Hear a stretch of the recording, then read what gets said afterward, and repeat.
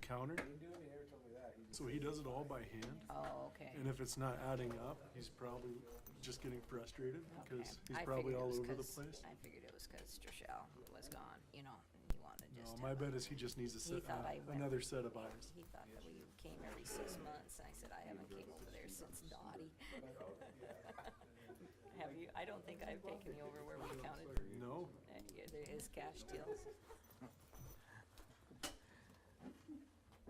and you were live, Mayor. Not quite 6:30.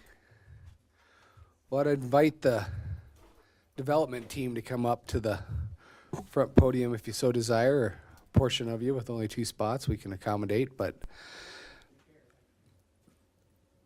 We're good. a situation for the city council to meet as a full group. No action will happen after this work session. Future meetings, certainly there'll be actions, but nothing tonight. And we just appreciate you guys coming, and I'll turn it over to you folks. Thank you for having us. Let's make sure that this thing There you works. go. Obviously, I am Megan, Vanocker Development, and Matt from Tallgrass Landscape. Thanks, sir. I have the rest of the team in the audience with me tonight. You all should have received a package today with a number of items that we didn't want to put on the screen tonight, but hope you'd had time to glance at and we'll be referencing in our work session this evening.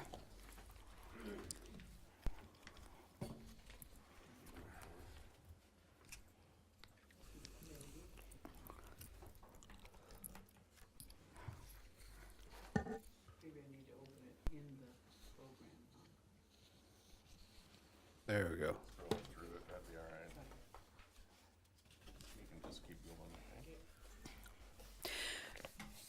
So what got us to this point, I think you all are very familiar, but just a quick highlight of where we were. We presented 3 concepts per the city's ask as the design team. We had concept A, B, and C presented back in June, I believe that was, along with some budgetary items around those aligning with the asks within the design contract.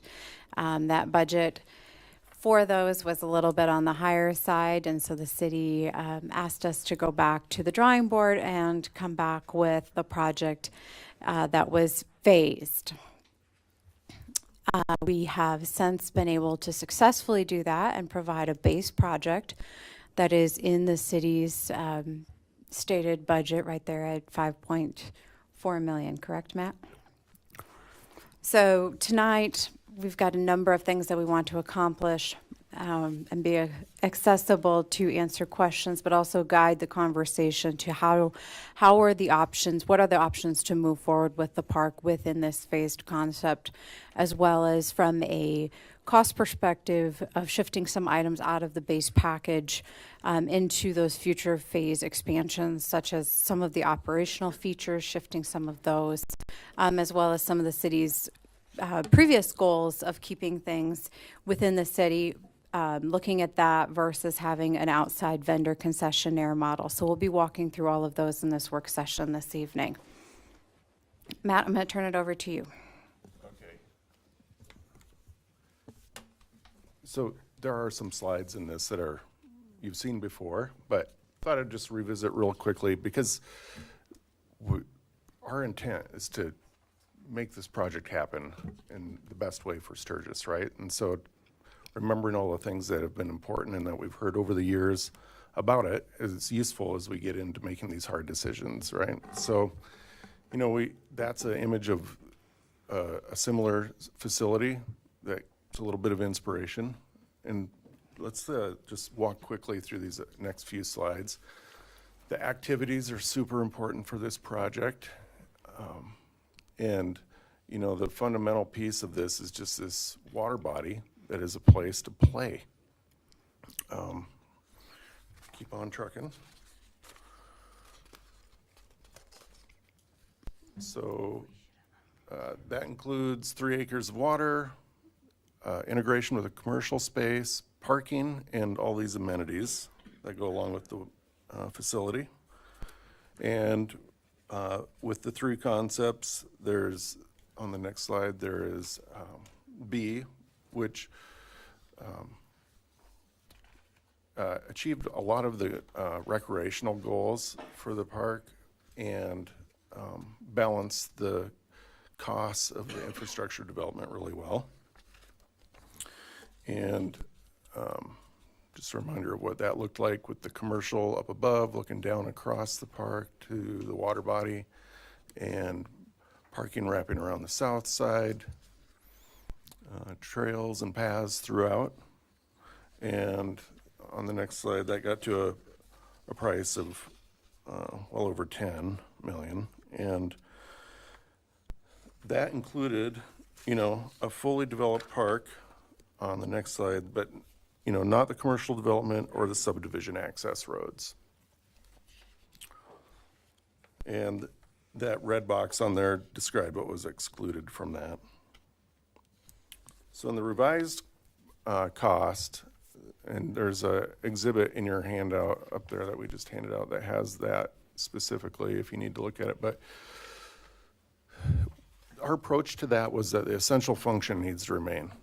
The water body needs to stay the same. The beach needs to be maximized. Major grading, we looked at that 3 ways from Sunday, and just, there's not a way to really pare that down, a real significant point without really getting into the details. So we thought that should probably stay about the same. And as we know, there will always be a few more difficulties down the road anyway. So we also need the path that gets you from the parking down to the water. But we did trim about half the parking out of that as part of that. Looked at the paths and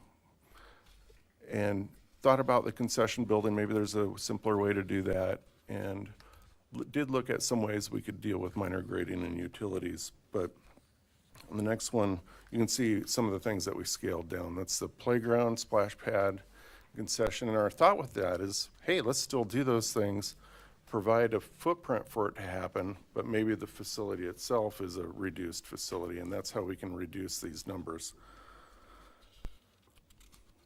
And then we move a bunch of stuff to the future. Mini golf shelters, the plaza piece, amphitheater, and the most of the planting part of the landscape. And then an idea to move to park vendor the rentable items. So one note about how we did that budget is there's a base project plus the future projects column and plus city, donor, or volunteer projects. That really basically comes to the original price, right? Because we didn't identify, oh, we could save $20 here and there. We said, how do we shave these things in half, or cut these things in half? I'm sorry, yeah. So like there's, instead of a $100,000 playground, a $50,000 playground. So that ends up in the future column. You add everything back up, it gets you back close to the original project or more, because sometimes multiple projects have more cost. So what's the future look like? I mean, maybe it's just grass right now, right?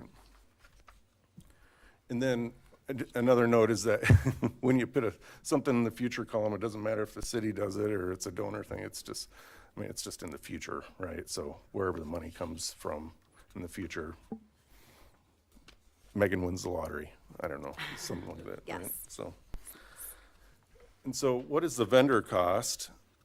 That's the cost of these fixtures and whatnot that were in our estimate, and that is basically the revenue generators. On the next slide, we're saying let's put that into this vendor cost, and the next one summarizes what we had in our estimate that got to the number that was in the estimate. So that includes, a lot of these basic recreation elements that are some of the fun stuff.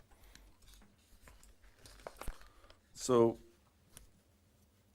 we get to this idea, what is this vendor or operator model that we're talking about, shifting costs? What does that mean? And so we're thinking shifting the funding for the revenue generating aspects of the park to a different source. Yes, so Within this, it's commonly referred to as a concessionaire model or a vendor model. And I'll speak to this not only from looking at this specific project, but having done over 700 of these globally, primarily in Europe and in North America, to the council tonight. The concessionaire model can be outsourced, or the city can treat itself as a concessionaire, sort of a right-hand, left-hand relationship. So keep that in mind as we walk through it. In your packet, you will have noticed that we provided a couple of examples. Primarily, one is the state of Michigan. I hope everyone will take time to read that. It's the best example that parallels what we're able to outline for you in this brief work session. It provides for you the invitation to bid, the request for proposal. It provides for you the resulting contract that was awarded. That contract was provided to us courtesy of commercial recreation specialists and their relationship with the state of Michigan. So again, that's an example that's in your packet. You should have also received that via email. When we're looking at this vendor concessionaire model, what I want to back up to when we phased this project, we had this massive project, right? And we've got this budget that comes in at a cost of around $10 million. By phasing that out, what we're providing to the city is in the first column, this is the basic infrastructure that is required for you as the city to either act as the city or to utilize a concessionaire model. The costs that have been pushed into this concessionaire proposed column that you have in your packet, we'll just go with, the round numbers that are presented. There's a bunch of specifics, but if you take that column plus around a 20 to 30%, that is your base starting cost. So in your internal discussions within the city, you're looking at the cost of the fixtures to activate the space in that future vendor concessionaire column, plus a 20 to 30% markup on that to get you to day one operating and creating positive cash flow for the park.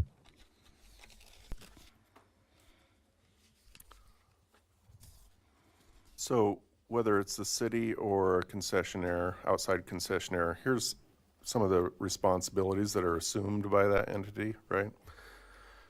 Running the business, providing the equipment and furnishings per the agreement, and sometimes the cost for that could be split between, if you have a vendor, between the city and the vendor initially. General operations, staffing it. And I'm going to insert for just a minute here. When we talk about splitting costs, that can be in an investment structure between the vendor and the city, and that could be spread over time as well. So keep that in mind. Right. And a couple details there of security and maintaining the emergency action plans. The agreement that you would have really spells out what's in that. And of course, with any agreement, you can put in there all the things that, as much detail as you need to make it suitable for you. And that example from Michigan is great for doing that. Because what the city wants there, is this year-round park, the summer amenity with special consideration for residents, and that could be spelled out in that agreement. You want a great amenity that draws people with that wow factor that these facilities have. Seamless integration with that commercial district and the ability to grow the facility over time. And that agreement could be the lever for all that.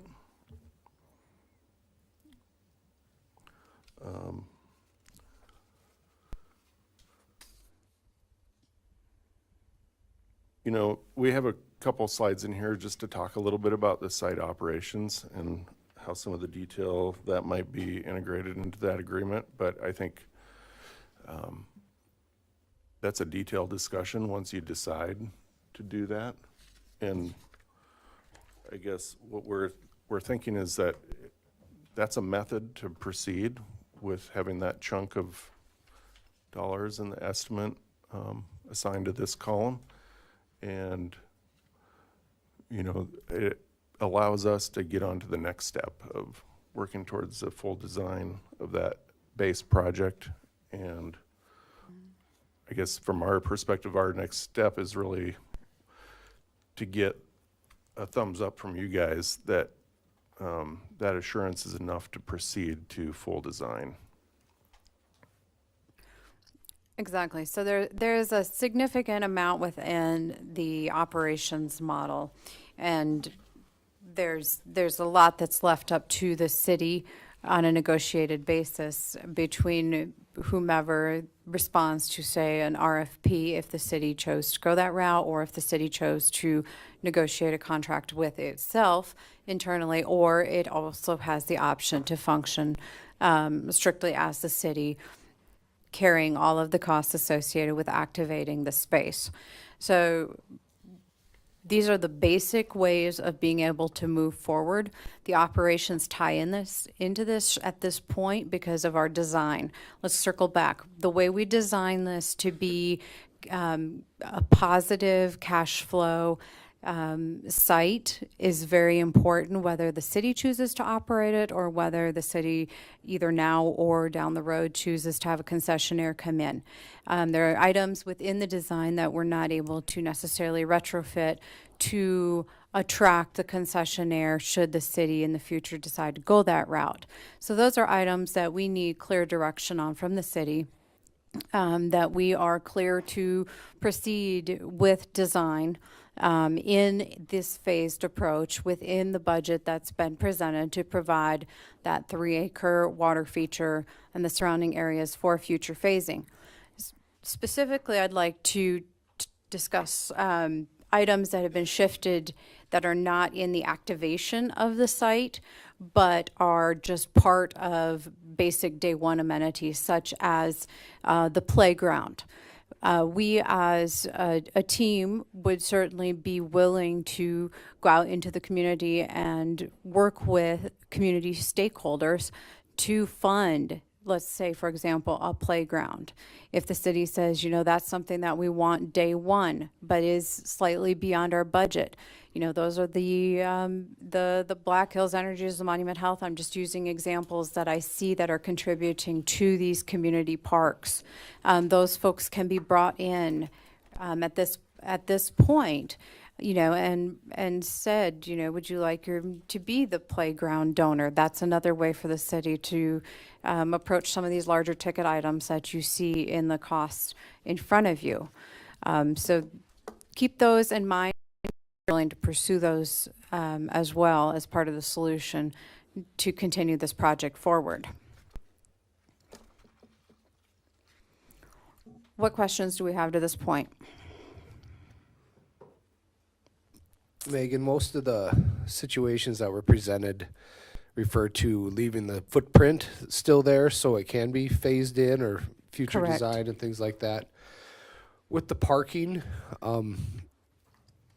I think that footprint's important because that's one thing we've heard all along is make sure that people can get there, park, and enjoy the park. So, and also, I mean, discussions that I've had throughout this process is, you know, moving from an asphalt surface to a rock surface for the pathways at the beginning is a way to make things cost effective. I think those are things that have been brought up to my attention and through discussion. You address that partially, or? Yes. I can talk a little bit to what we did to get to the 5.4. Right. Perfect.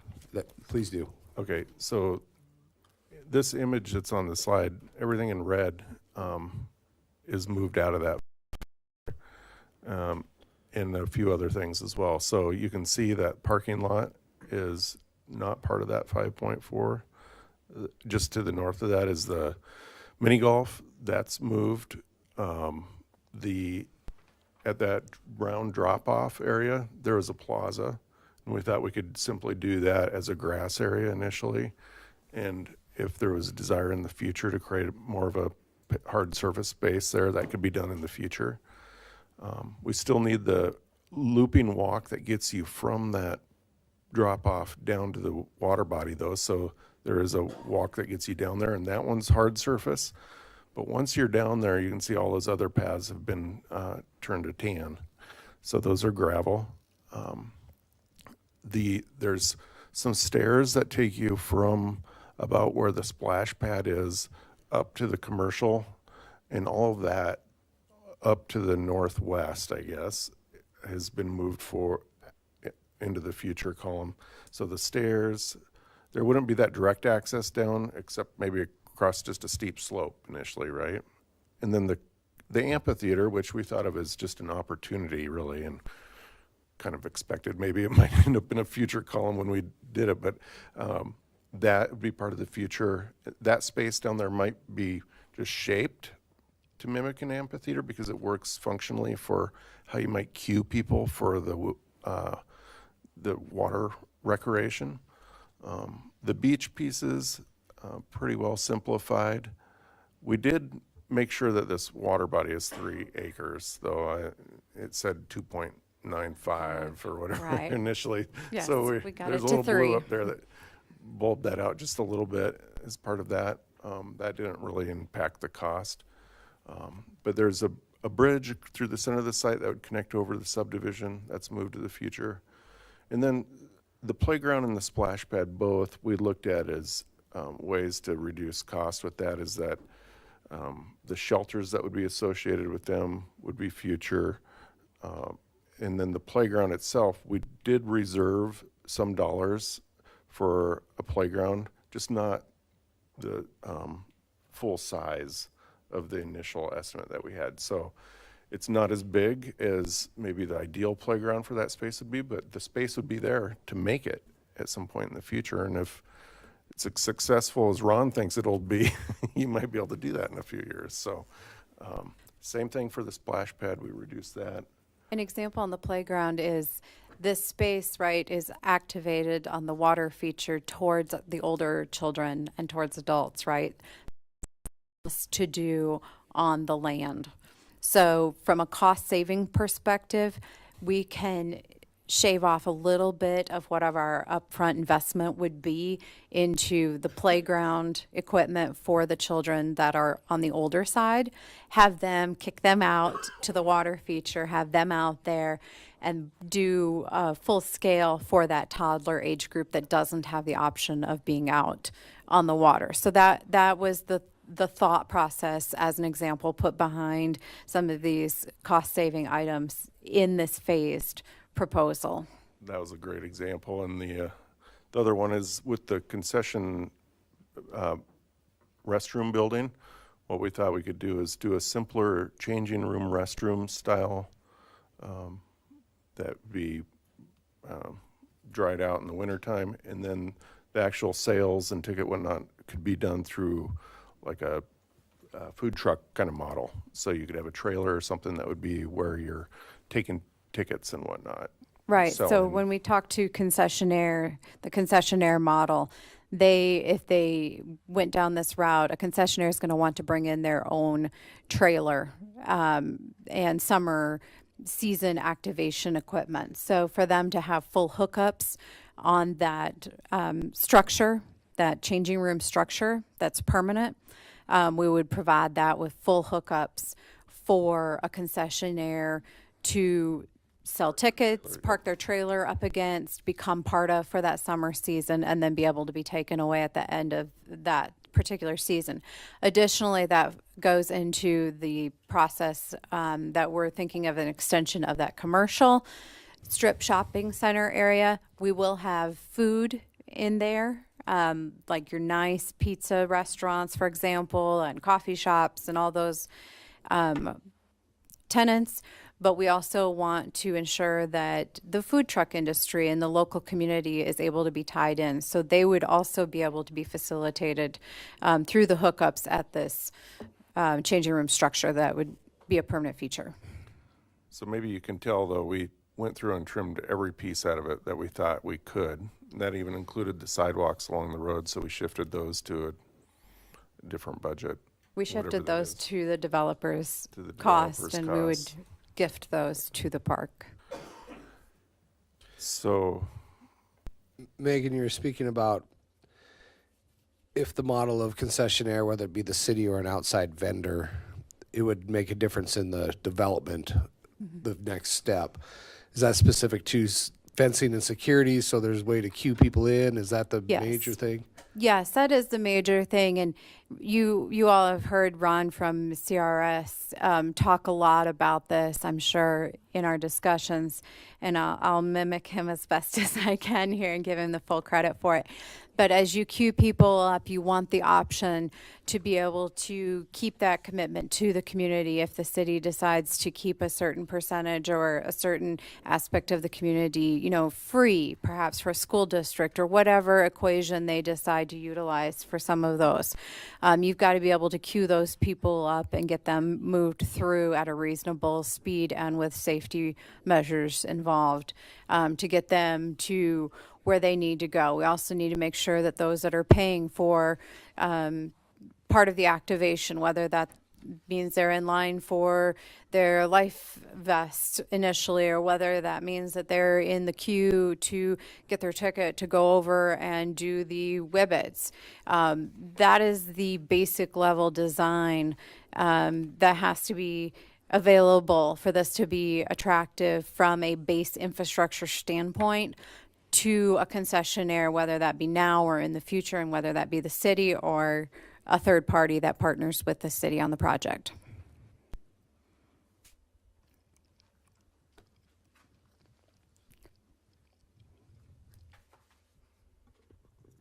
So with the model that's provided and the parking being reduced, what is the capacity of the park? Vehicle, Event-wise capacity, people-wise capacity of the park. people-wise, I don't think it's changed significantly from what it was, especially regarding the water recreation. So, I don't know if we're in 400 to 500. I believe we were at 618 to 618, be okay. specific. Okay, so then what is the current parking capacity? It's greatly reduced. It is.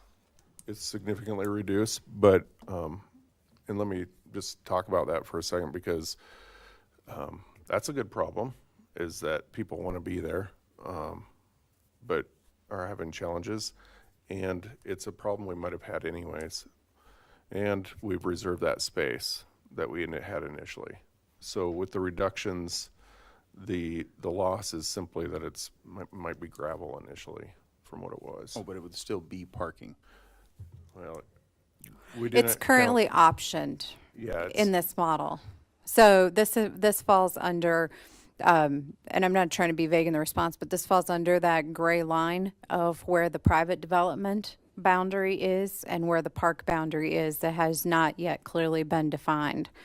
So that'll be part of the discussion later in executive session with the private developer that I won't get into, of what is it going to take on the private side to make this go, and is that space required for that? Or are we able to leave that in this park development?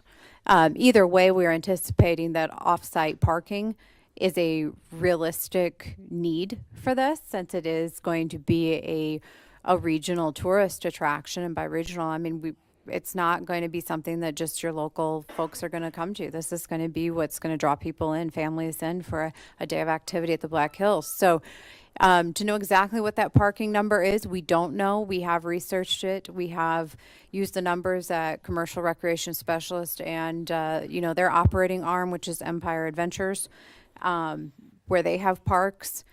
And they don't have enough parking regardless of how much parking that they're putting in. You have these state park agreements as well, where you have activation on those state park water features.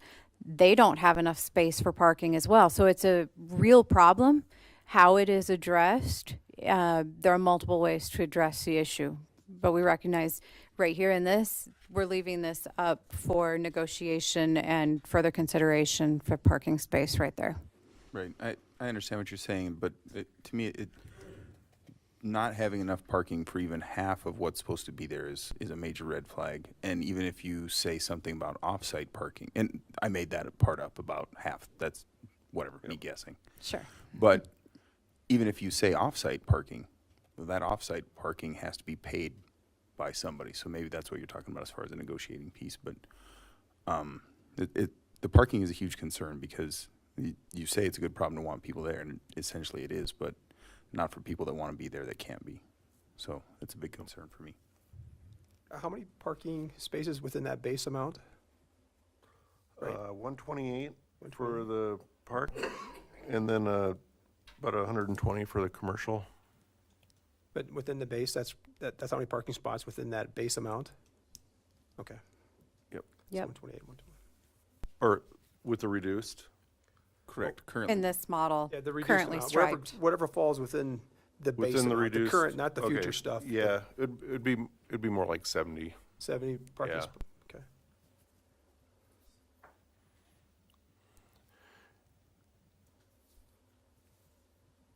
Is there, when it comes down to the vendor, where your term you were using, the, Concessionaire or vendor, Concessionaire. you're correct. is the facilities there for that? Is just reduced? Is that just smaller facility than what we were initially anticipating, or? But there is, The changing room structure? well, the changing room, but is there also to be, or do they have to bring a trailer in to actually facilitate? In this pared down, in budget column, it is a changing room with exterior hookups Okay, for the trailer. okay. Yeah, Yes. that would be the location for it. And so the whibbits are not a part of the base cost? Right. That would No. be part of that So if you're looking at, Matt, help me point them to the correct. If probably like the So we have the future and city. If y'all, Exhibit B is the page that would have the, is that what you're looking I was looking at Exhibit C as well. Exhibit C has it as well. You're looking in the vendor cost.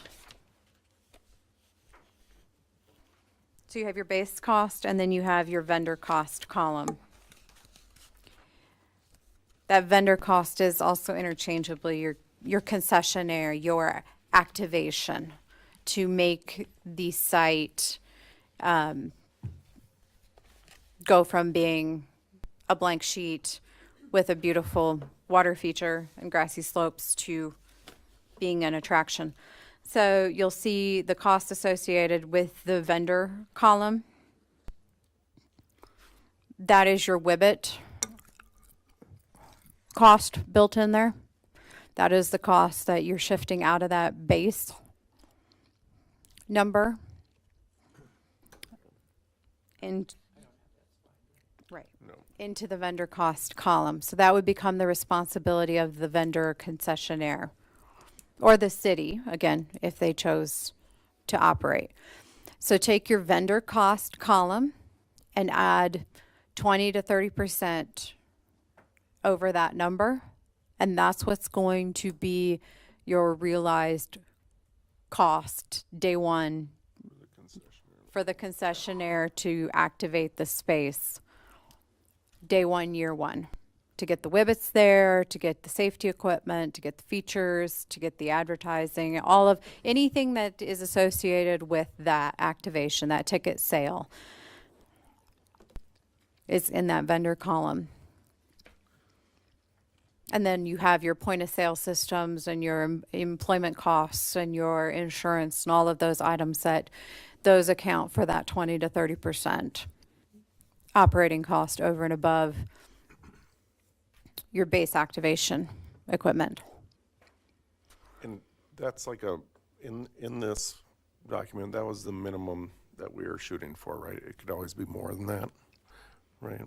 And different vendor models might look at investing more in some aspect of it to get the piece that they'd want. Exactly. So coming out of, this industry that's in this broad family entertainment, action-based industry. When those businesses are looking to expand, they're looking for a space that has the infrastructure. That is what they want. What the city of Sturgis has in their $5.4 million budget that is phased out in that model is exactly what a concessionaire is looking for to be profitable. It is Class A. They're going to be vying to get in that space, and the city of Sturgis should be very proud of what they would be able to provide a concessionaire or a vendor coming in. That is a premium product that you're able to offer and negotiate from a position of strength. From an investment standpoint, you know, let's say, for example, and you have in your state of Michigan example as well, if you negotiate a 3-year, for example, contract with a vendor concessionaire, you're shifting not only that vendor cost to them, but you're also shifting the liability associated with it. You're shifting the employee responsibilities with that. You are shifting your upgrade costs on equipment with that as well. The cost of storing those items on site. That's a whole nother thing that, you know, isn't necessarily considered in that base budget of $5.4 million, but the stuff has to go somewhere. You shift all of that responsibility over to that concessionaire. And in the example that you have in front of you in the packets, it's all a percentage of ticket sales. There are multiple ways, though, to balance that equation with how much involvement. Do you want certain percentage to be free? Do you want to charge X amount for parking? Do you want it subsidized by the city? All of these are options. There's not one way to get there. I just want the city of Sturgis to understand that from a global family entertainment perspective, what you are able to offer a concessionaire is really a beautiful thing that they would be very happy to be a part of. You know, looking at that column for vendor costs, and, you know, there's a lot of documents there, but for clarity then, is that around that 521, you know, when you add in the 15%, about 600,000, that would be all the items for rent, and that would be that cost? Yes, that would be your activation. Okay.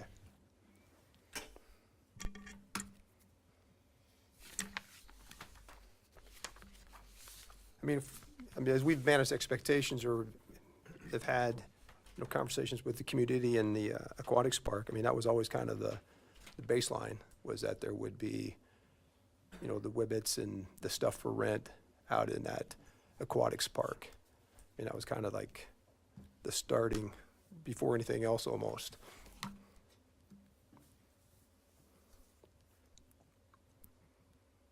So for us to get that vendor cost, what was the price? It was 5.4? 5.4. So we're about 6 million then to be able to activate that day one, year one. Okay. That probably doesn't include the parking. But all right, well, not only 70s. Yeah. So it doesn't have the parking. Right.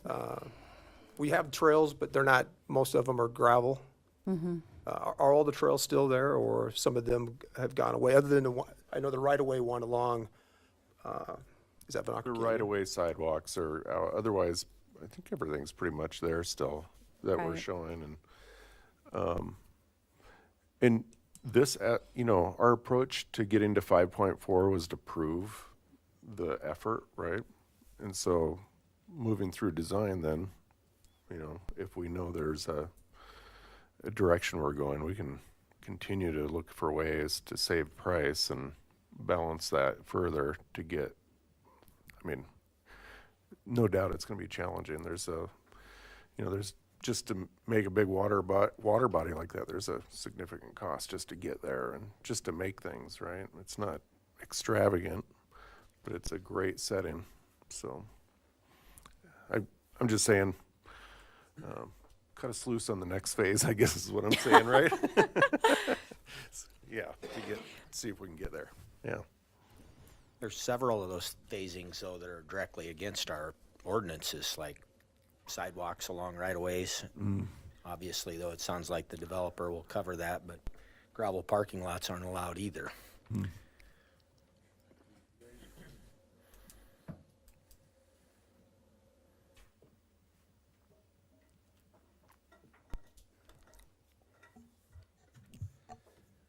Any other questions or discussion from the council?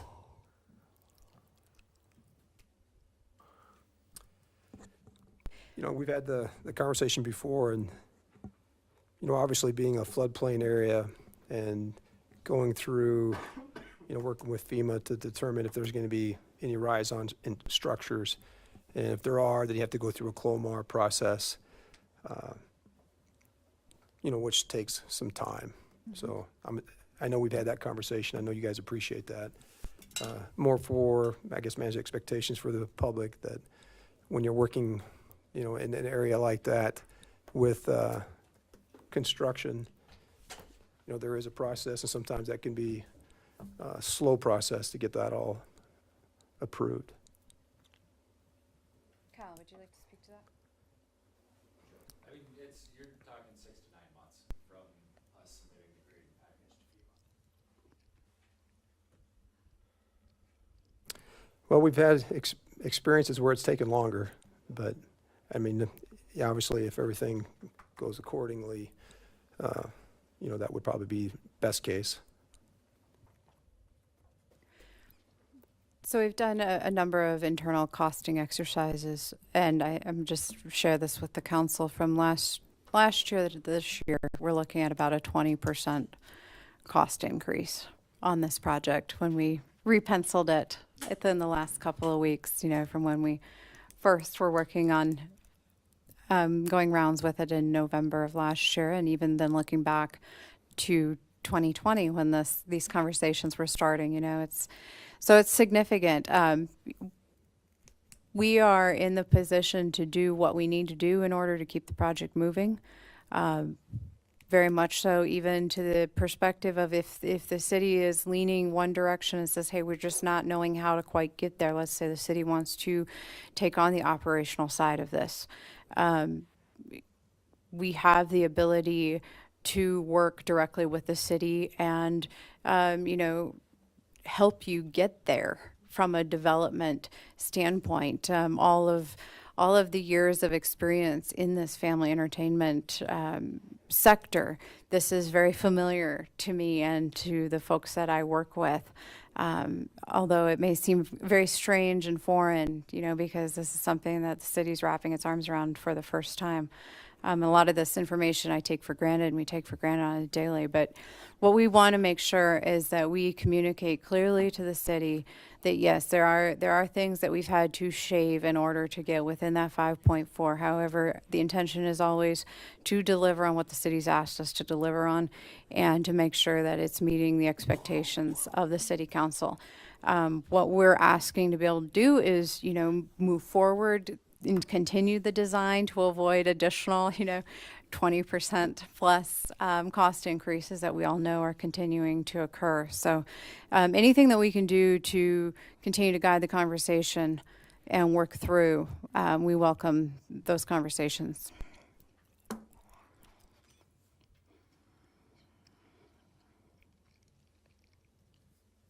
Kyle, did you have anything you wanted to add? Anything else from council? Kyle? I guess just, I want to, what I'm hearing is, you want to know the number of building the park, putting the movers in, and putting all the parking in. What is that overall dollar amount, correct? That kind of gives some of the direction that you're looking for right now, which is, I don't know, you have the parking lot numbers, but you hit it, it's roughly $6 million plus the cost of the parking lot, which is maybe another 500, so $6.5 million for a fully operational facility with the parking designed as such to get you to that additional capacity that meets city code. So just kind of wrap that up so that. Oh, thanks, Kyle. That helps. Yeah. Yeah, thank you. Lisa, is this a fair time to briefly discuss financial gap measures? I mean, something we've talked about as a city. We'll let Lisa come up here, and just as options that are available currently outside of working with you folks through the development of things. So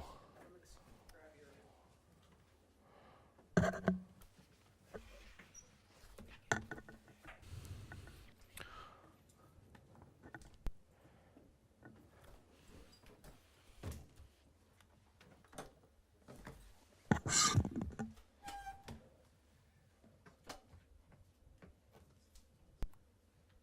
you wanna pop? Sorry. Why did I import it? Oh, it's user error, sorry. All right, what I'm just presenting for you guys, very, very, very high level, are just some of the funding options that you guys have you can explore if this phased or modified option is not preferred by the council, or you guys want to add on the things that you're talking about adding. At no point is this meant to be a commitment on your behalf of the different funding options. It's just more of an FYI for you guys, as well as for the public, on the different options that could be made available to you. The first one is just to modify the TIF revenue design. The TIF right now as designed is pretty tight, so I'm not sure that's really truly a valid option, but you could play with density and do some things like that. You can pursue some traditional financing options. One is a general obligation or a GO bond. This does require an election and does have to have repayments earmarked by the annual budget. You've also got a sales tax revenue bond. This one, instead of being backed by like the general obligation, is backed by your city sales tax.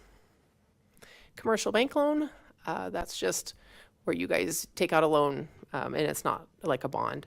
And then there's something called a TIF backed bond. That does have higher interest rates, and that's not really recommended, but that is available to you. Those previous options do count towards your constitutional debt limit. In 2024, your debt limit will be $23 million, of which about $16 million is tied up, and that does include that $5.3 million of the adventure park. As a reminder that any financing option does have to have budgetary allocation to make those annual payments. The TIF will pay for the ones that it covers its loan, but this would be in addition to that. Fully and partially financing projects does affect the ability to finance other improvements, so there is a cost benefit or cost analysis that the council would want to weigh. We do have some unfunded capital improvement projects like bike path grants out there, and the IAC is taking a look at making some update recommendations for your IAC in the next month or so. Other options that are out there, increasing the property taxes. I know that the council has been very clear you didn't want to do that, but that is an option for you.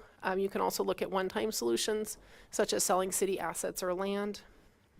Megan has talked, considerably about fundraising and sponsorship options. The committee members for the aquatics committee had raised about $400,000, continuing to fundraise. Earmarked fundraising to bring back an amenity, that's what the developers have talked about. And then naming rights is another idea that's been floated. And then there's also some really more extreme options that really don't have the adventure park in mind, but are options that you could do with the property.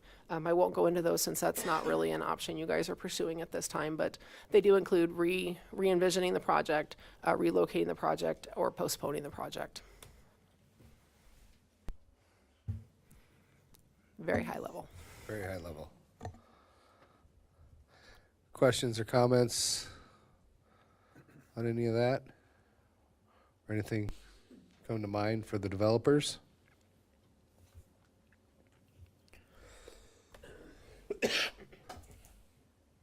Thanks, Lisa. Last chance for anything. Well, we appreciate you guys, and we'll see you here in a little bit again. We'll move to call this regular meeting of the Sturgis Common Council to order. First item is approval of the agenda. Is there a motion? Move to approve the agenda.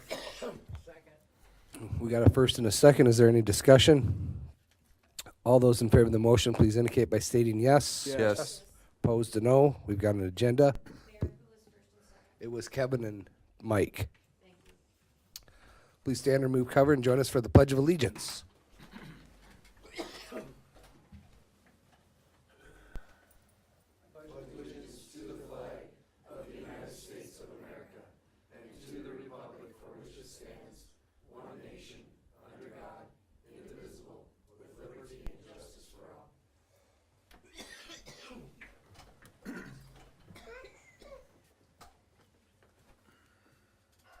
Included in informational reports is the appointment of Jeanie, Blair, and Karen Lynass to the city's Parks Board.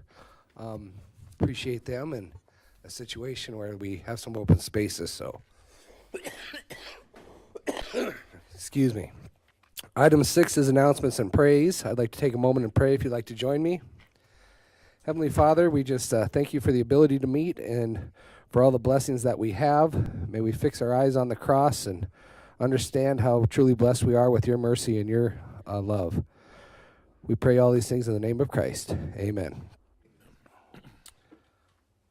I've got a couple notes here that are written on the agenda. Labor Day, all city offices, Rubble Site, Animal Shelter, and Community Center will be closed on September 4th because of Labor Day. And our first meeting for September will be on the 5th, which is Tuesday. A reminder that this Wednesday is the community picnic from 5 to 7 downtown, so if you can come out and make it for that. Does council have anything to add to announcements and praise?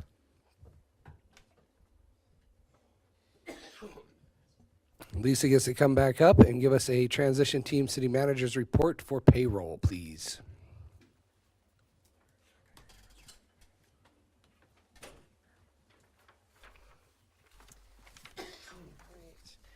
Good evening, Mayor and Council. I do have 4 items for you on the payroll changes. We have Michelle Keaton, who's transferring from our Parks Department to the Rally and Events position. She's filling an opening there. We also have Reggie Lewis. He is a new hire filling an open parks position. We have a part-time library programming aide, and then 2 front desk attendants. One is just actually a wage correction from back when she was hired in May. Any questions for Lisa? Appreciate it.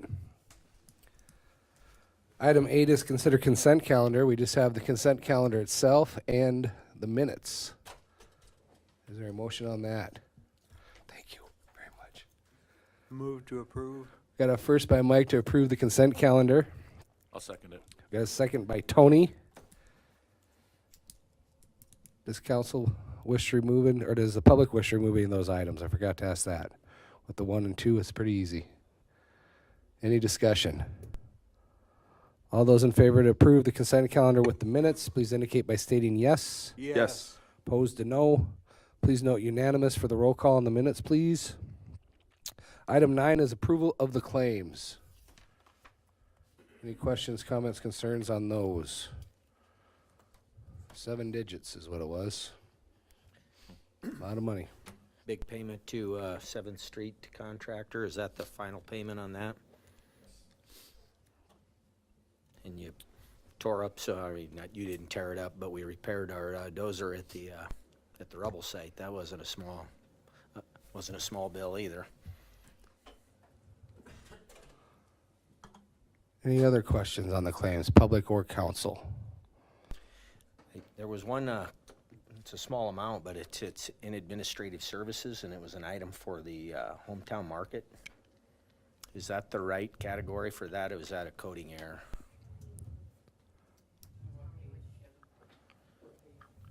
Administrative services, so. Yep. It's page 6 of the claims.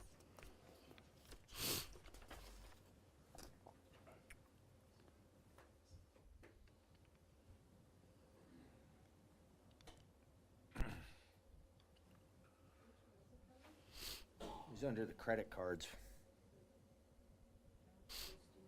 Dish soap for Super Center.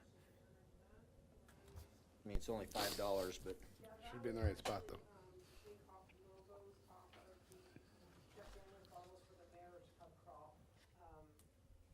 So that probably should be under Rally Events. I had the gal by it, so she probably didn't understand where to go to.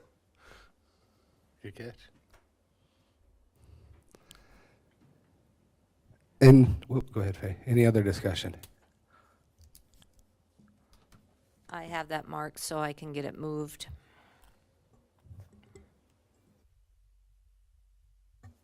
Is there a motion on the claims? Motion to approve. Got a first by Dean, Second? second by Aaron. Any last discussion? Paying bills here, so we'll go ahead and roll call. Mike, we'll start with you. Yes. Tony? Yes. Kevin? yes. I'm yes. Becca? Dean? Yes. And Aaron? Yes. Bills are paid. Item 10 is reports. 10.1 is Resolution 2023-40. This is in support of SCDC's partnership for the housing study. So go ahead, Rick, please. Evening, Mayor, members of the council. Up for consideration tonight is to partner with the SCDC once again to update our current housing study. Our original housing study was performed in 2014, and then we did an update similar to what we're requesting tonight in 2019. It's always good to have our housing studies periodically updated, and as we found out last meeting, sometimes when we apply for grants such as the housing infrastructure grant, they require those housing studies to be done, completed within 3 years of the application date. So this is a program that the South Dakota Housing Authority puts forth every year. They program $100,000 and any community is eligible to receive that grant funding. That's what we're putting in is our application.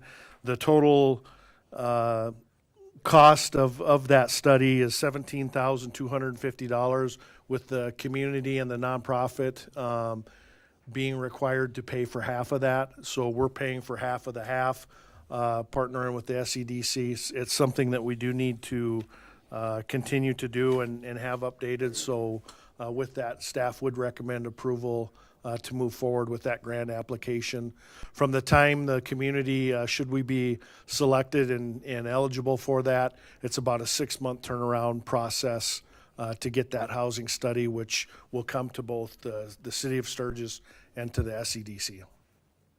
Hey, Rick, what is the primary information that is provided to the city in that study? Well, let me tell you.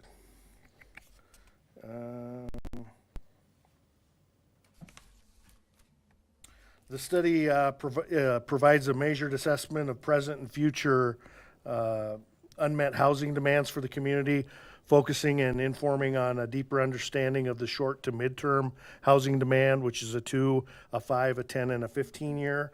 The study is intended to offer the community leaders a basis for decisions regarding community-specific housing policy alternatives and intervention strategies. So basically looking at what our shortfall is going to be now and into the future. Correct. Come up with some policy recommendations, like maybe zoning changes, whatever that case may be, to be able to address that. Correct. The PUDs, the rezones, the things like that we see quite frequently, the TIFs.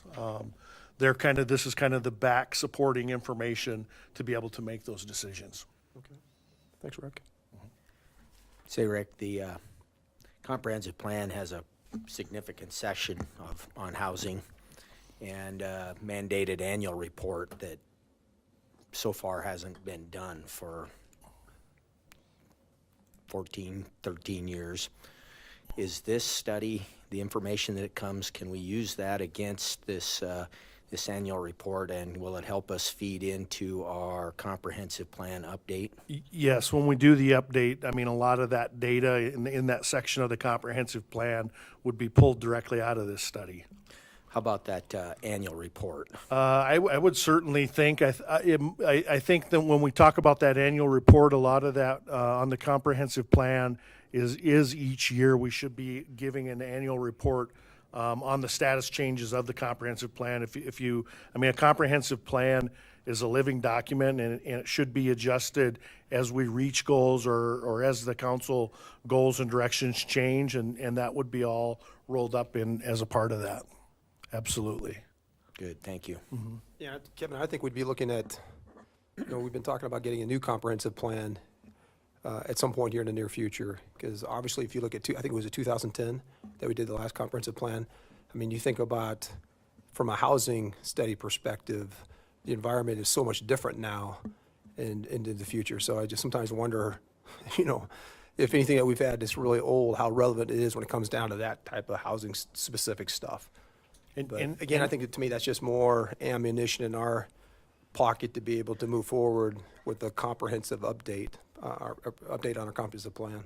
Right, I think some of that feedback is that the housing market changes is so volatile, dependent on, I mean, we've seen it here in the recent few months with the hikes in interest rates and things. That's why they want to see it kind of an annual update or report on it is how that's changing and how is that affecting that part of the comprehensive plan based on the current demand and the current level of what's on the market, what your inventory level is. I mean, we could, we're getting ready, we're looking at quite a bit of growth in the near future, and if it all happened within a year or two, that would significantly change what could possibly be in the comprehensive plan portion of it. I read an article here a couple days ago up in Montana here within the last couple of years. I don't know if anybody else has read that. And they were looking at, I've had a lot of people coming into Montana on some of their areas where they got a lot of population already, and and it's driving prices up with, because you have high demand and low supply, and so they were being very, very quick and making significant policy changes.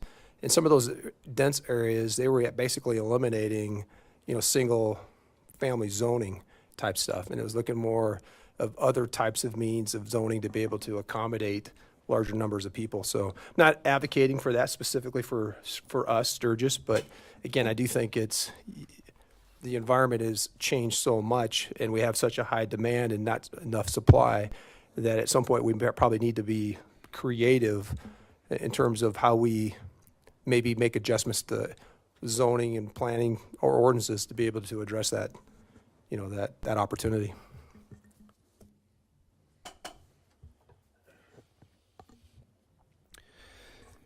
Any other discussion on resolution 2023-40? Amanda's coming up. Come on up. Thank you. I just wanted to add that part of the cost does include a survey of our residents, which I opted for that version because I think it'd be pretty a good thing for us to do to see what our current residents' housing needs are, if they're being met, in addition to the other information that will come with the study that, will tell us what we need. So I think that's a valuable piece of it. And then on the cost side of it, I am going to apply for additional grant funds to help lower our half of the share, which is what I've done in the past. So at the most, each one of us would pay that for, is it $4,600 and some change? But I do anticipate that number will go down with the additional grants that I can apply for. So. Wonderful. Thank you. Mr. Mayor. Go ahead.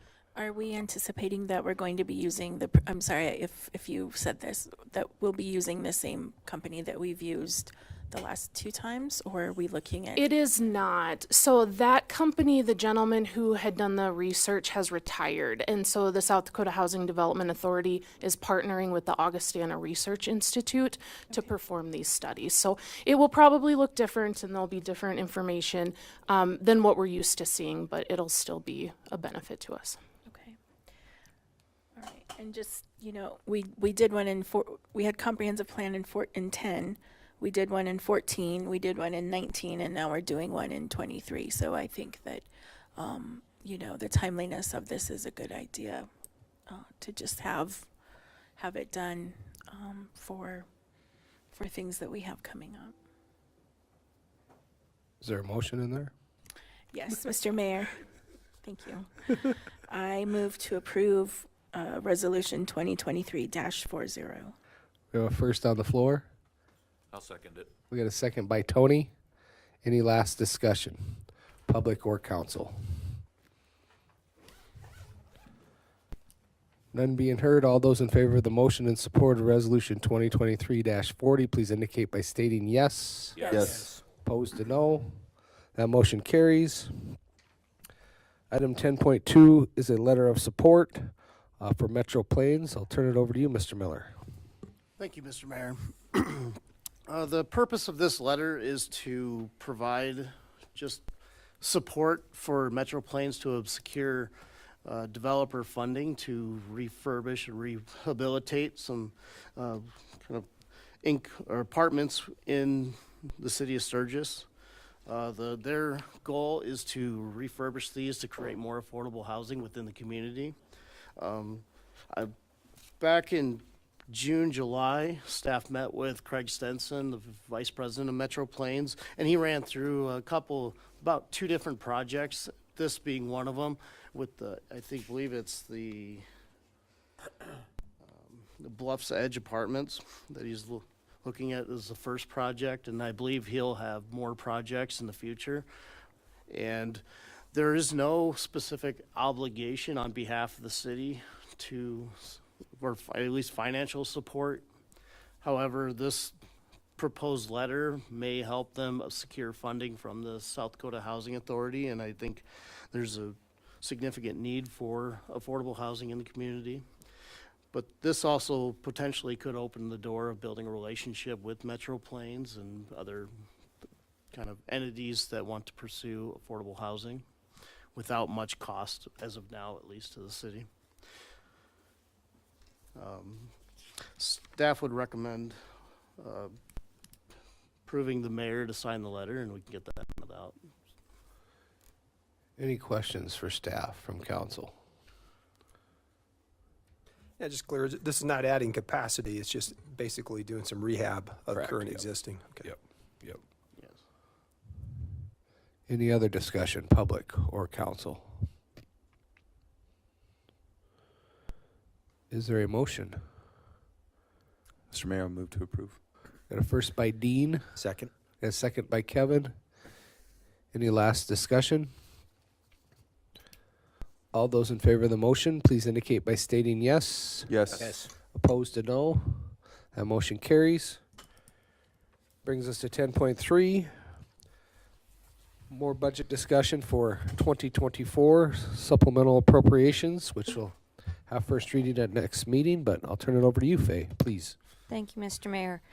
Just to give you a little bit of a numbers that is out there, the total budget for 2024 we have at $31,985,657.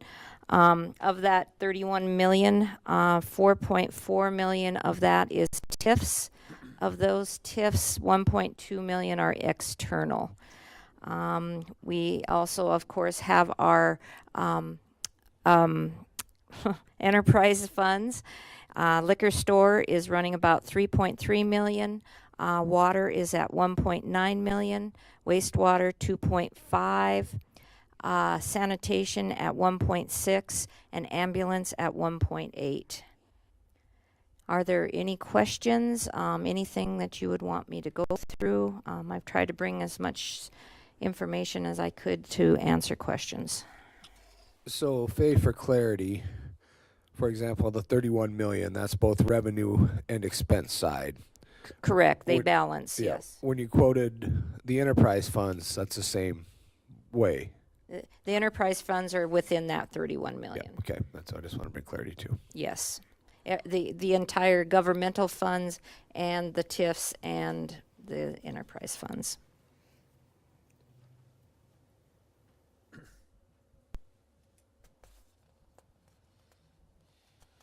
Any questions on information here? That we got quite a bit. We're going to look at individual departments or just the high-level overview? Floor's open, I guess. So we can go through some. We can go through them all if we want to. You know, I got some information from Faye this afternoon that I haven't had a chance to totally go through. Continuing to work on some of the budget items, and you know, I guess growing as a counselor, this is the third budget that I've been involved in. I do have questions on several of the department's overtime expenses and why I can understand why maybe we have more overtime during the month of August, but when our burn rates are, for example, planning and permitting, you know, their numbers are up, and their burn rate for 23 so far is you know, they've utilized nearly their entire budget. Our finance office as well. I mean, that's another one that has some monies there. And it appears that there's two departments that have overtime that are exempt employees. So I'm not quite, you know, that they're staffed only by exempt employees. One is administrative services. Unless I'm misunderstanding the staffing there, if there's a non-exempt employee that has a portion working in that, and our attorney.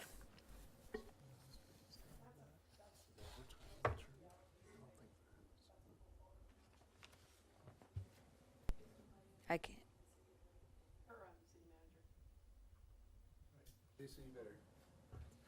You better come up here. Yeah. But it is a non. Yeah, so the reason for that is it's an error in the budget. Joyce Ehlers, who is the executive assistant upstairs, used to pull 50% from planning and permitting or 50% from city manager and then a portion from the other people that she supported. That has been split now, just city manager, planning and permitting, if I'm not mistaken. Correct, Faye? Yes, that's correct. And so the overtime is just, it's a artifact of the formula. We can take those out of both those funds. And we do have the attorney that does have the overtime in it. I believe Eric is not salaried, but I'm sure would not use that much. So we can look into that. Is that how you would? Our attorney's salary. Yeah. Oh, you're salaried. Okay. So that'd still be the same thing. With, Okay. Joyce probably would have came out of there a little bit. Okay. Because there's just other. Okay.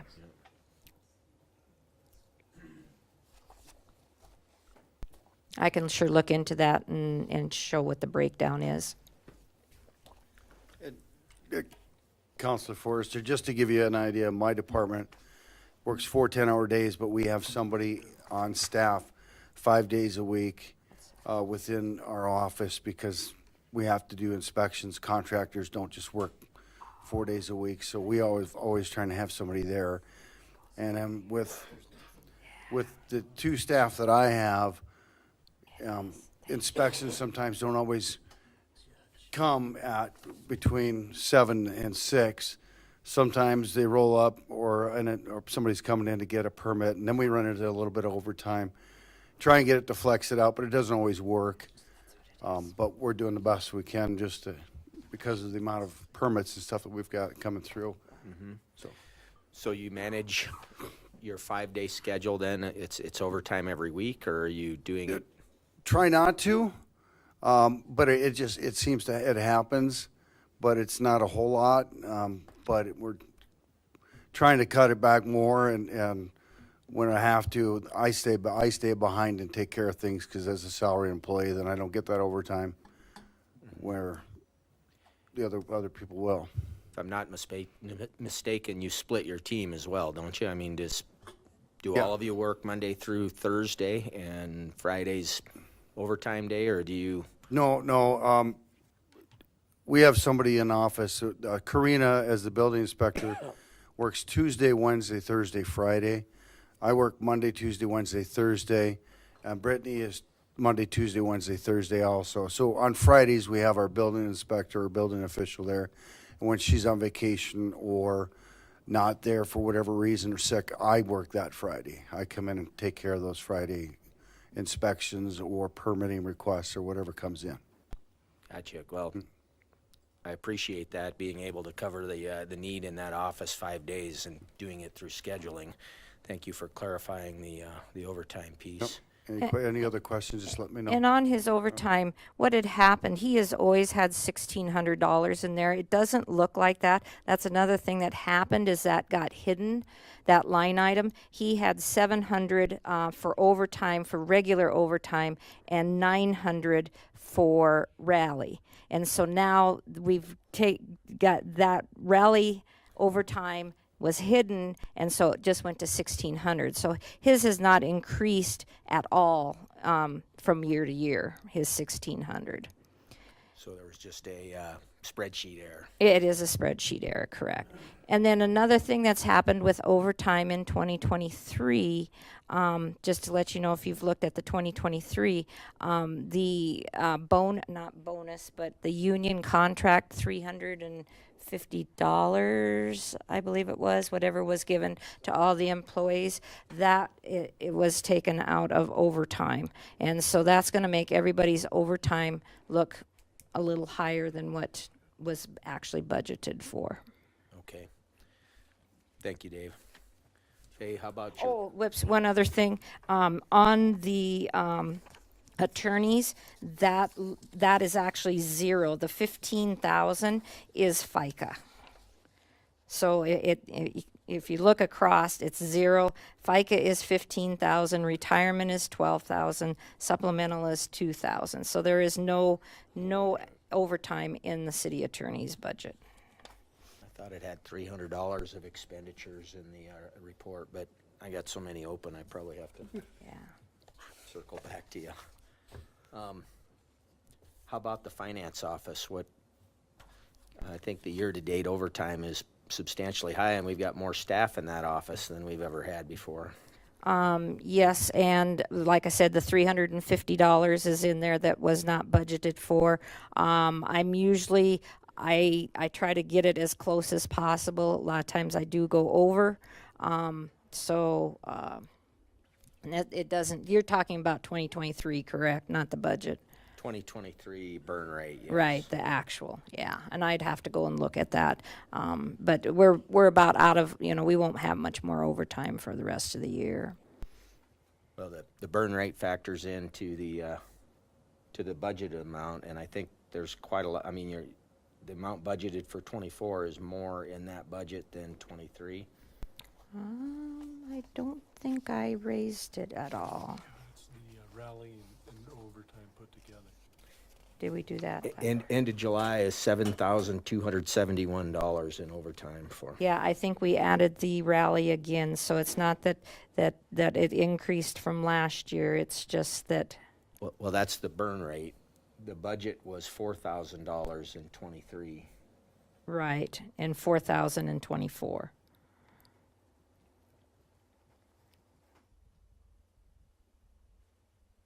But currently, the finance office is showing about $3,200 used through 2023 above the 4,000. I'm not sure. I don't have those figures in front of me.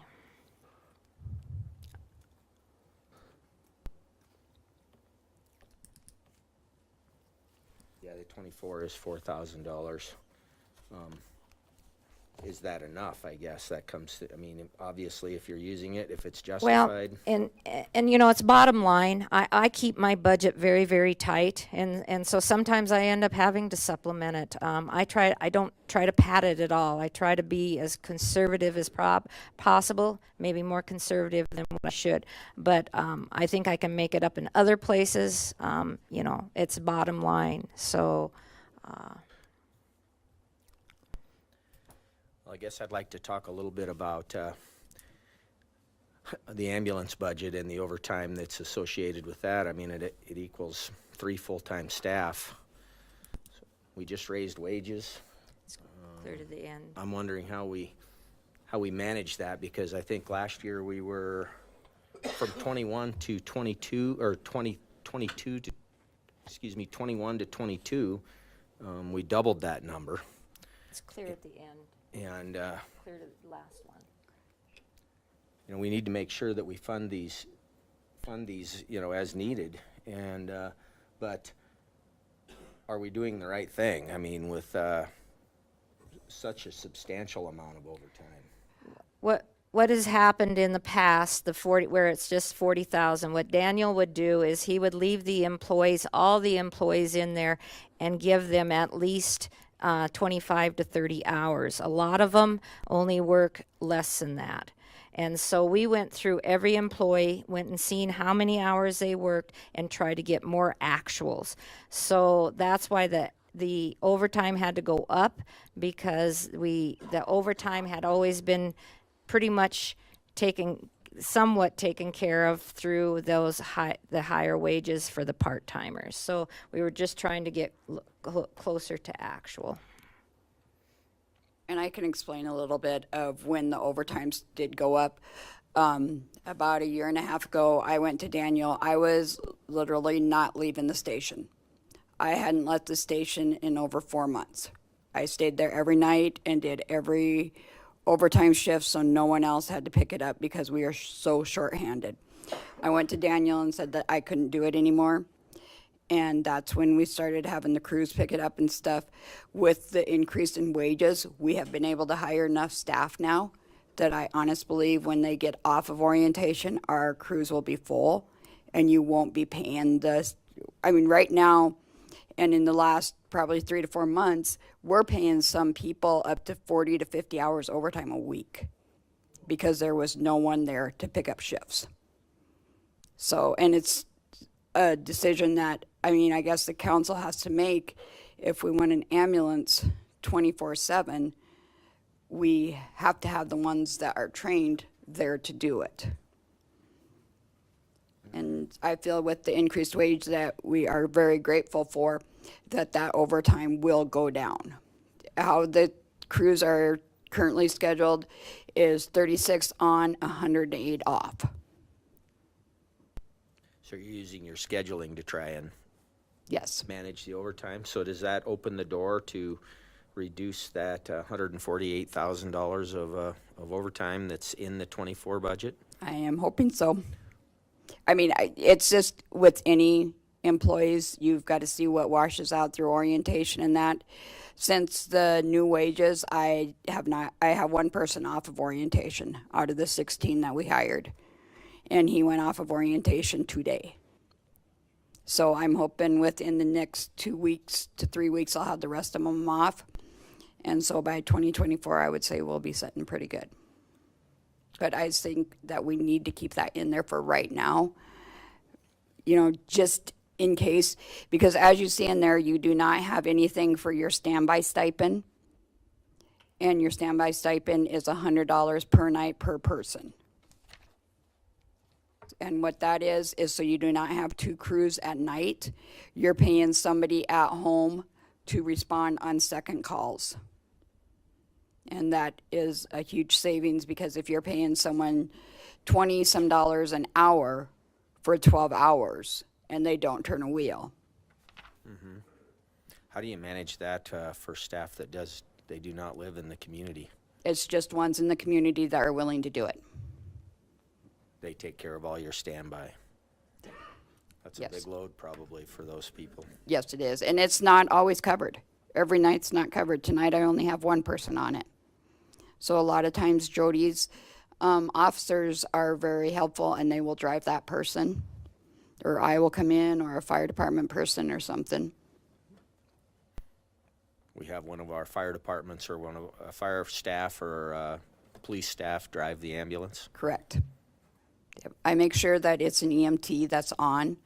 So we have our minimum requirement. According to the state of South Dakota, you have to have at least one EMT in the ambulance. The other can be an EVOC driver, and we worked with the fire department and the police department in doing that.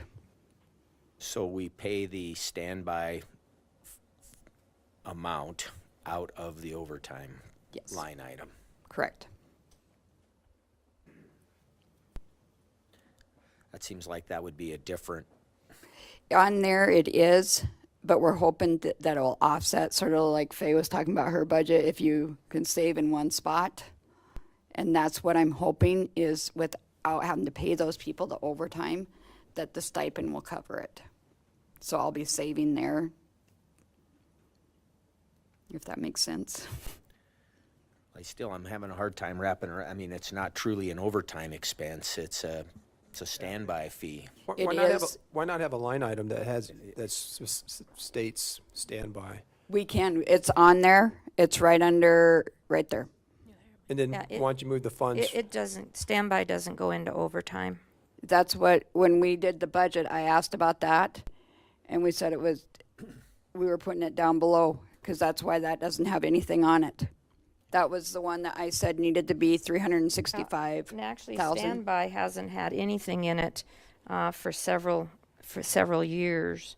I mean, the crew one went up. Maybe you're talking about the crew, the $207,000. It sounds like you've been using overtime to take care of standby activities. But it doesn't come out of there in Cassell. I mean, if you're asking where it's coming out when it's being, the wages are being put in there, it's not coming out of overtime. It's coming out of wages.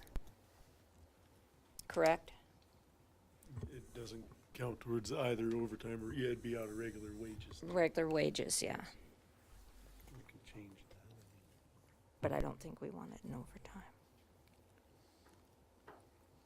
Well, maybe in 2 weeks you can come back and give us good news that we can actually I hope reduce so. that sum, because. I would like to say it will. You know, And it is a little bit of overtime because like a lot of my people that are in town are my full-time people. So if they do get called in on a standby call, they get 2 hours minimum pay, and that usually puts them above the 40. And then it would, yeah. So that part would be. Does that help with it? Clear as Surely mud? does, yeah, well, I'm hoping that, I in a really couple think, weeks when we come back for first reading that we can possibly look at that. I mean, not that I'm trying to No, I advocate understand. to, beat up on ambulance or beat up on any department, but if we tie our funds up in these budgets and it's unspent, or the council loses the interaction that they have with it, and we don't have those funds to be able to do the other things that we need to do in our community, whether it's pave a street or, do some sort of a infrastructure enhancement or whatever. I understand that, and I would really hate to see anything get cut from the ambulance because right now we are bare minimum. And as you guys know, every year we end up going over. I mean, reimbursement is not going up. I mean, we just got word that Medicare's decreasing their reimbursement again. So, what the city gave to the ambulance this year has went down 20-some thousand from prior. It was, if you look up above, I can't remember the exact amount. It went from 135,000 to 110,000. So I mean, if we cut any more, we are literally working on bare minimum. We used to have up to 4 people in our billing, 4.5 people in our billing department, and we're down to Helly, Nellie, and myself, and Nellie's part-time. And we're increasing our calls. I do feel that we have gone down as low as we can go. I mean, we have worked very hard to get it where it's at right now, and it is low, it is lower. So I don't see being able to cut anymore. Yeah, I don't either. And the thing is, with the ambulance, I mean, it's not like the general fund. It's not like the governmental funds. If they go over, they go over. We don't want them to, but like I said, I just don't see we can cut it anymore because we've tried to get it to as close as actual as possible. Thank you. Thank you. Any other discussion? Hey, Faye, question for you. We got the 4 columns. We got budgeted 21 through 24. Obviously, we're executing 23, preparing for 24. When I look at columns 22 and 21, that's what was budgeted that year, or was actually what was spent? No, this is all budget. This is just. It's not what was spent actually in those. Nope. And if I sent everybody those papers, if And you want, so you have actual and budget for 21, 22, I just gotta go through and all of it. 23. That would be helpful though, if you had just like a document like that, here's what our 23 is looking like, or what we have appropriated in those activity lines. Here's what we're proposing for 24. It'd be nice to know not so much what was budgeted, but what was actually spent. That kind of gives you a sense of where that budget looks like. Well, Again, but the information's there, I'm just gonna have to do and the I do homework. give you that report at the end of every year, and I actually gave it to you again here when I did the quarterly reports. If you want to see just the totals of what they were, what was a budget, what was. Yeah, I guess looking more from a process perspective, maybe it would be helpful when we're doing this particular document, when we're already talking about the past years, instead of showing the number that was budgeted at the beginning of that year, show the number that was actually spent at the end of that year. And this is a report that's coming that is a very, very full document to add more lines, because this actually goes back to, I believe, 2008 or 2009. To add it to this one, we're going to kill this worksheet. It's Yeah, I'm not even asking for new lines. I'm just saying that that information in 22 is irrelevant to me because it's just what was budgeted. It doesn't tell me it was actually spent. Right, and that's So why I sent that other those two columns information would be this more morning. helpful to have actual spent dollars, not what was budgeted. Yep, and that's why I sent those, the ones that Kevin had requested. That has actual in it. Yeah, I guess I'm looking for documents that's budget. easier for a part-time council to easily take a look at. But I appreciate the information, and I saw that email that went out to Kevin. I'll take a look at that.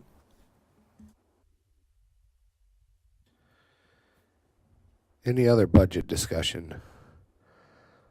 Again, no action tonight on the budget. First reading is scheduled for the first meeting in September. I mean, it's not looking like we can afford these things. I mean, as we take on presentations about this adventure park, maybe this factors in, but circling back to our comprehensive plan, and we were talking about it as far as housing, but the comprehensive plan has a lot of information in it about, in fact, if you search the document for the word diversify, I mean, it's listed in there like 13 times. And, one of them is that there's great economic potential to diversify the attraction of Sturgis beyond the rally. And, I'm hoping we can get to a spot where we are doing a more robust job of diversifying. I mean, the rally isn't the only thing, and I think a lot of our residents enjoy and profit and build off of the rally, but right now they're exceptionally happy because it's about the longest period of time until the next rally. And they're living here in our community because of all the other things that our community has to offer. And like I say, the document indicates that we should be doing this. I agree that we should be trying to diversify, and I'm not sure where we get the line item to start doing that.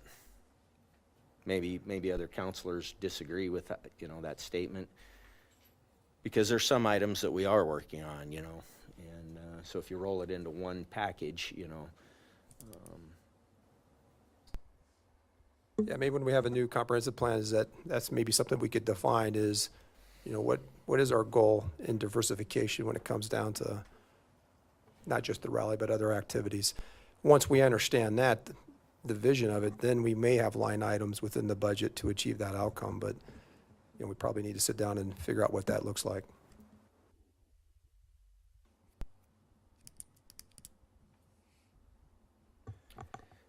We had wish list items that some departments brought forward. We talked about a couple others. Is there any piece of that? I mean, some of it was low-hanging fruit. I mean, a check scanner for as many checks as you go through for your accounts receivables on our utilities. And it was like $1,000. I mean, we ought to be able to fit that in somewhere immediately. I mean, that's a labor saver. We can always watch the budget, and if the budget is looking good, we can always purchase it. Like you said, it's a small enough item. It's not, that's what, and it's not like I want to spend it, but if it's the money's there, we could. Or Adam can. I'd like to see us try and bring some of our softwares together, though, as we go forward. And obviously, we're in the 11th hour of the 24 budget, so we're not going to be able to move on those. But our timekeeping system, where the Public Works Department uses a separate system from the rest of the mothership here, I guess. That adds workload. And it actually works pretty smooth. He just sends me a file and I upload it. So Right. it's really not a workload for me. So that one, it's smooth. So, But there wouldn't be any interaction if all you did was pulled the payroll. I mean, we've got department heads that are doing export functionality, you know, as opposed to a system that is universal where you just run it. I mean, if something happened, I'm not sure how you run. I'm betting Rick has things tight enough. He has somebody that does it for him in his absence. But you know, I'd assume so, yeah. if it doesn't happen, there's a process there that, you know, has to be brought forward. So timekeeping seems like it should be for the organization across the board for every employee. Just as I'm not quite sure why we have a software that for accounts payable that is separate from our financial package. Am I understanding that wrong? no, you're not. But it integrates with it, is one that was, you know, it works with our package, so. It's, Integrates one direction or two directions? You import from the AP module into Casell. Yeah, so you have to do And, a and manual. we do that with the liquor store. I mean, it's the way that Casell is very robust when it comes to imports, so it's very easy to do. So you can drill to the expenditures within the budget line item and see the individual line payments? In Casell? Yes. Yes. The description, you can see the description, the name of the vendor, and the whole works, yeah. You can't really tell it's different than the old way. Good, thank you. Yes. So is there anything on that wish list? I mean, obviously, some of that, I know we ask for it, I think, as a council. I mean, the wish list, you know, I'm happy that there was something brought forward, but, you know, some of it, I wish we had better pay for employees and that sort of stuff. I mean, that isn't exactly what I think others were looking for. I mean, we were looking for the items that would help them reduce labor cost or, you know, do better, be more efficient within their operations, save us money, enhance, you know, public relations, you know, those sorts of things. I would say that the ask from the library was that. Yes. Was an enhancement.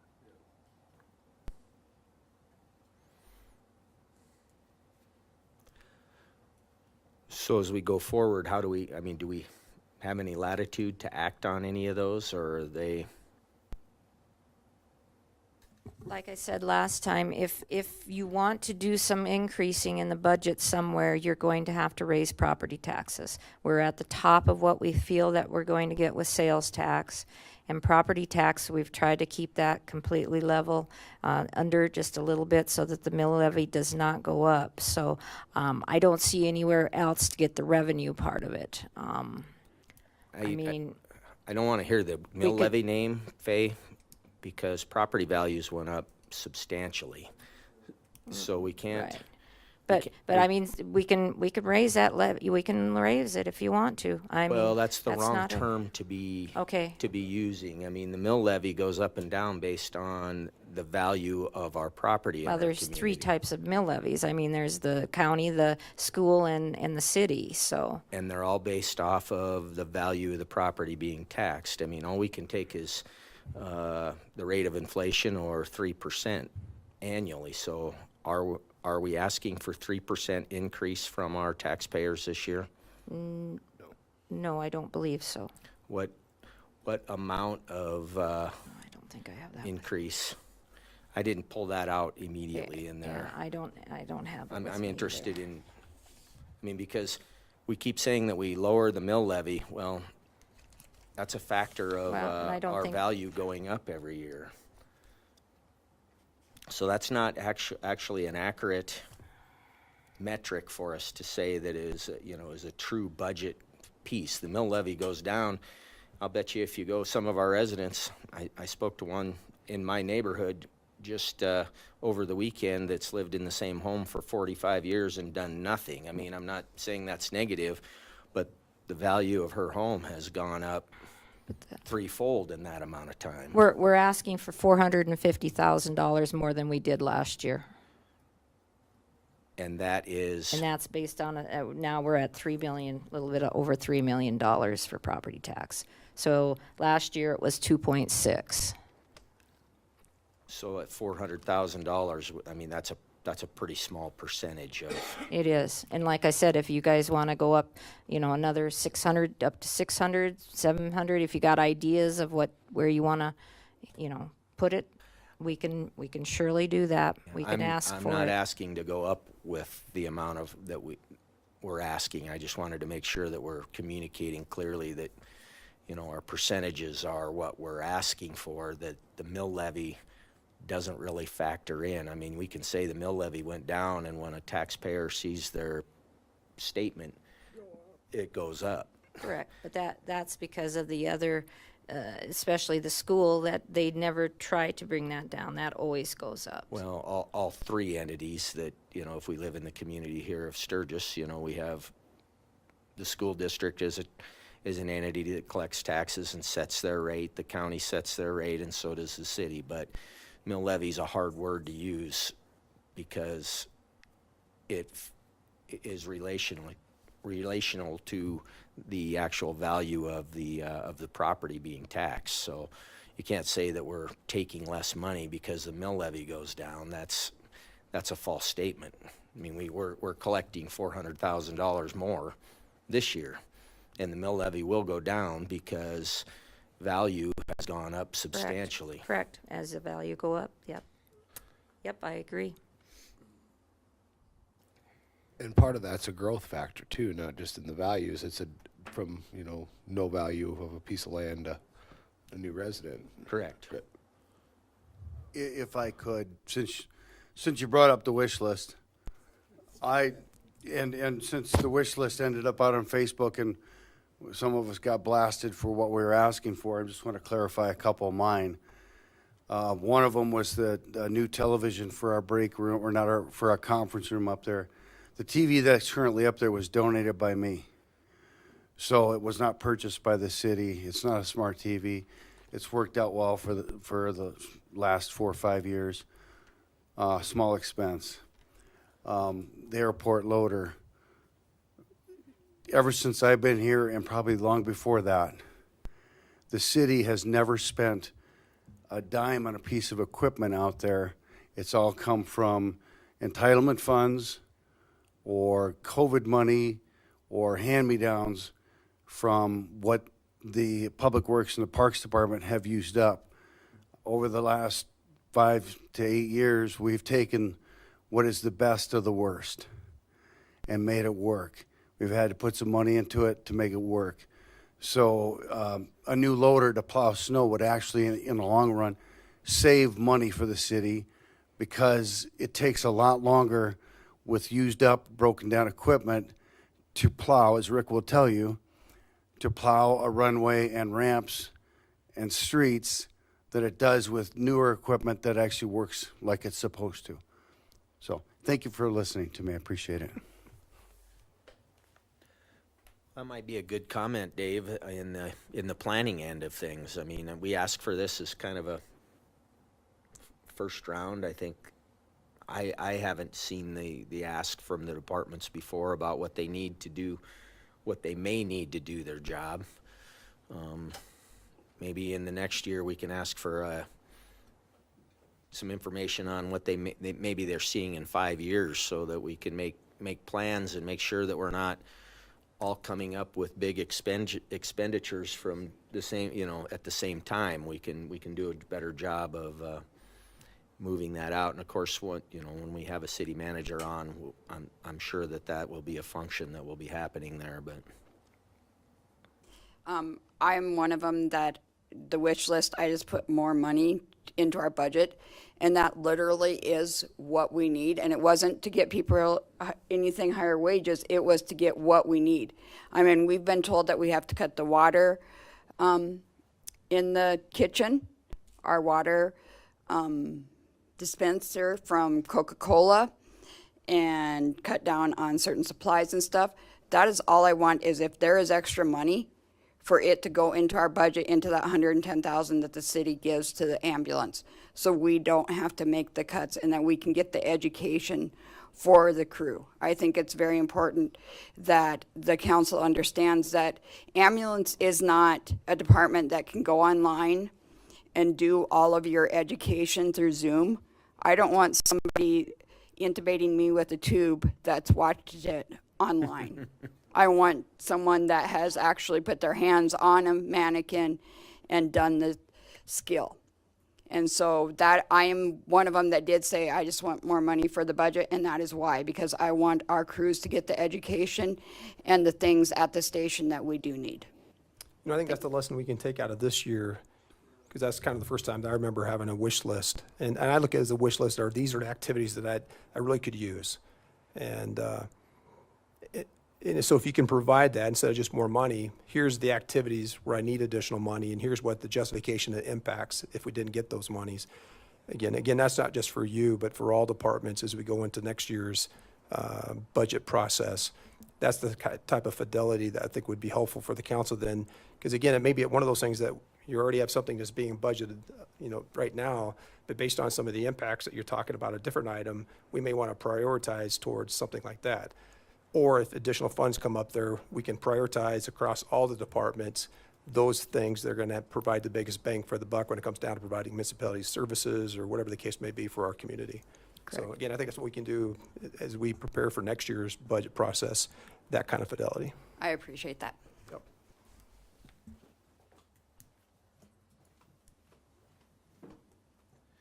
Any other budget discussion? Mayor, I just want to say one more thing. If there are going to be changes, please don't wait till the end, till close to first reading, September 5th. Please get with me and get this done if we're going to be making changes. What's your cut date again, Faye? Well, I would like to know we have the first agenda go out next Wednesday. So I would like to know, before next Wednesday. Well, it'll be 2 Wednesdays from now. 2 Wednesdays, yep. Yeah. So about 2 weeks, Mike.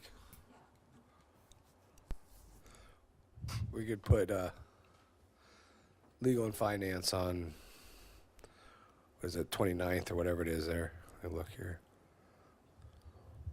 Yes, for changes, then that would be good. Yeah.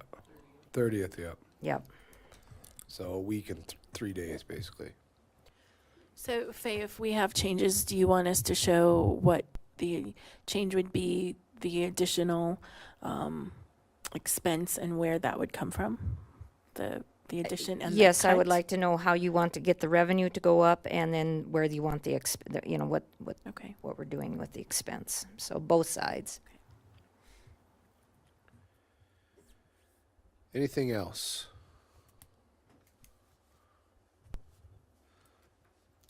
No action on that item. Good discussion. Appreciate everybody's input. Item 11 is other matters that come before the council. We broke this into 2 sections tonight. 11.1 is specific to the adventure park and the work session that occurred earlier. Any comments, questions, concerns from the public specific to the adventure park?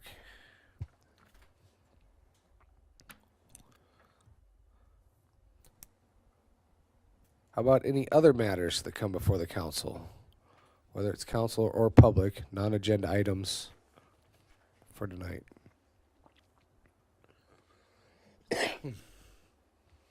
What do you have, Bonnie? Come on up, please.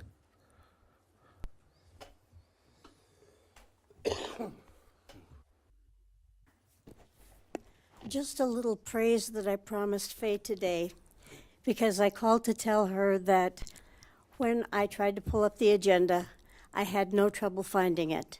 The things that we had talked about that I felt were problematic to people not in the know, as far as finding the agenda and the meeting information, have been altered, and I thought it was really good. I was really pleased to see. It's my problem before has been you had to know something to find out something. And I can't possibly talk to enough people to educate them on that. And so now it's much more intuitive. You pull it up, you see it, it's obvious where to go. And I thank you, Faye, for making that effort. I know I've been sort of a buzzing fly on that, but it made a difference. And Thank really you. the changes came from Deb and Lisa, so they Well- should thank them. Tell me how you click in. Do you go to meeting? You can go a lot of ways now. Yeah. Tell me, is that where you log in? Well, I usually just put in the city, Yeah, I have it right here under city meetings. And then what I do is I just put the link right there to the agenda. see, and that's not where I went. I just pulled up the website for the city and the picture came up with the little cabins on it, or this picture, yeah. And see, before, you couldn't see those choices because they were below the picture. You had to know they were down there and go hunting. Okay. So that's the one I don't like, and the one that when the picture comes up, those options are right there. Okay. That works because, oh, well, there it is. Right there, meeting.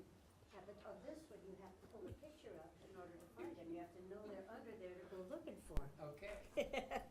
So, anyway. Had our own focus group for the website. Yeah. Get Bonnie a bigger tablet. I had the same problem, Bonnie, so, Yep. cool. Any other matters before the council?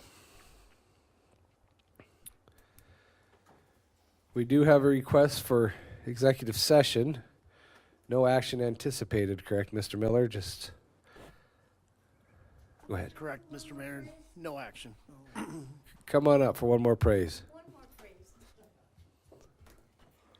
I just want to say, talking about the rally experience over the years, I remember the old days where you really had to know the back sneaky ways to get there for it not to take all day to get across town. And I thought traffic is working really, really well this year. It worked well last year, but it seemed to work even better this year. So I thank you. You know, it's an absolute overnight transformation, but it happens. So Appreciate thank it, you for Bonnie. the traffic control. Item 12 is executive session. Is there a motion to go into exec? Motion to approve. Got a first by Tony, Second. second by Aaron. All those in favor of executive session, please indicate by stating yes. Yes. Opposed to no. We're in exec. It's 8:21. We'll start about 8:25.